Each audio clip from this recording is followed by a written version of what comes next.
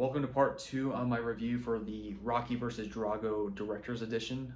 It basically is a 40-year anniversary celebrating Rocky 4, but also they re-released this director's cut into theaters for this part. So continuing off that, it's basically doubled down on the tone. I was saying the tonal change is what stands out in this director's cut, with mainly the focus on the relationship between Rocky and Apollo Creed, more so Apollo wrestling with retirement and how he finds a sense of purpose in the Warrior's way.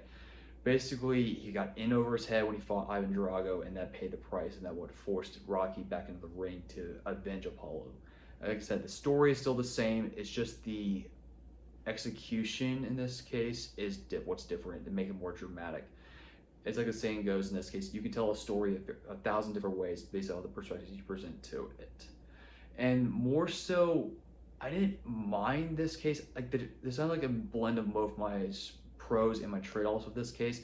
Where watching this case, it felt like this was cool to see as a novelty, but it misses the oomph and the magic that made Rocky 4 still a beloved classic overall. It was cool to see some of the cuts. Like, it's hard to say, like, it's basically focused on Rocky and Apollo, and Ivan Drago is the main dynamic. Adrian gets a little more to do in that case, but like some other characters like Polly, the 80s robot, all the 80s references are kind of taken out from this director's cut, where it's mainly focused on this. And like Rocky Jr. is taken out in this case, where he was more prevalent in the theatrical cut.